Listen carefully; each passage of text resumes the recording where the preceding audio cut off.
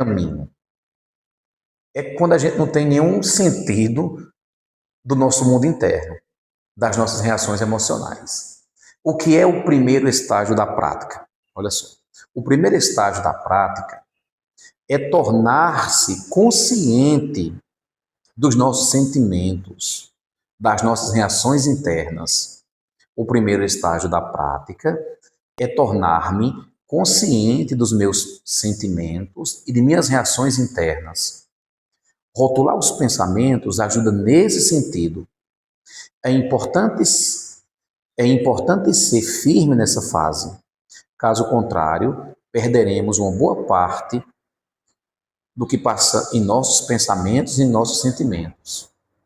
Precisamos observar tudo o que se passa. Nos primeiros 6 a 12 meses de prática, podemos sofrer muito, porque começamos a nos enxergar com mais profundidade e reconhecer o que realmente estamos fazendo. Nos primeiros 6 a 12 meses, abrimos-nos para a nossa vida interior e percebemos que isso pode ser um choque. Embora seja o primeiro estágio da prática, resíduos deles permanecem nos 10 a 15 anos seguintes. Então, o que é o primeiro estágio da prática? É quando a gente começa a observar que tem um mundo interno. A gente começa a observar que nós temos reações emocionais diante das coisas que acontecem. E esse é um período difícil, porque a gente começa a entrar em choque quando a gente começa a se perceber. Como é que a gente pode ser tão imaturo assim? Não é? Como é que a gente foi capaz de fazer determinadas coisas? É esse o pensamento que ela está nos apresentando aqui. Beleza? Vamos mais.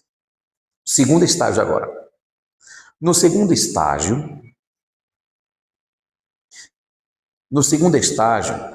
que começa de maneira típica no segundo ano e se estende até o quinto. Nele, começamos a romper os elos dos estados emocionais, decompondo-os em seus componentes físicos e mentais.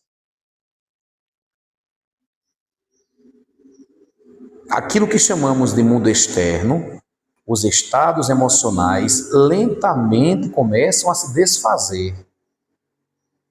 A qualquer momento, podemos voltar com tudo para o estágio anterior. E isso acontece com grande frequência. Mesmo assim, estamos começando um novo estágio. Então, no primeiro estágio, a gente começa a identificar que tem um mundo interno, que nós temos reações emocionais. No segundo estágio, a gente começa a desfazer os elos emocionais que a gente tem. Mas é possível que a gente também volte para o primeiro estágio. Tá certo? Vamos mais. Vamos com calma, viu, pessoal? Olha só.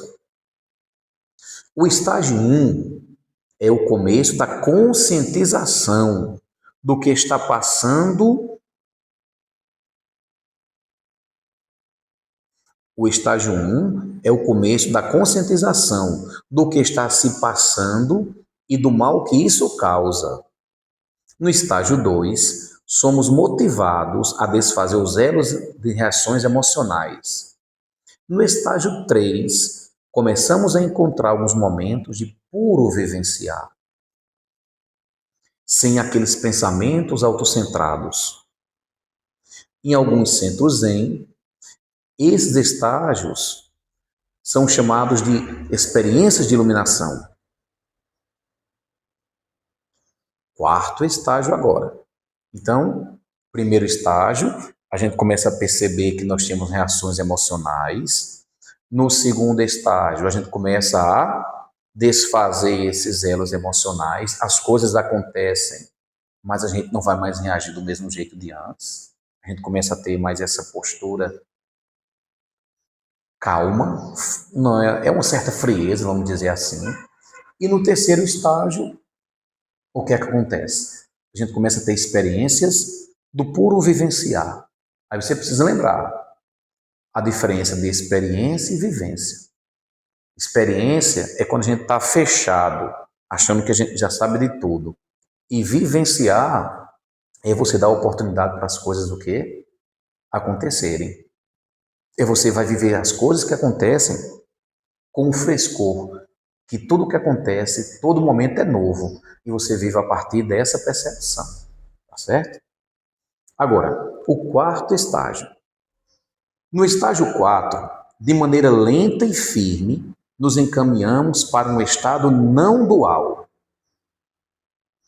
No quarto estágio, de maneira lenta e firme, nos encaminhamos para um estado não dual de vida, em que a base do existir agora é vivencial, em vez de ser dominado pelos falsos pensamentos.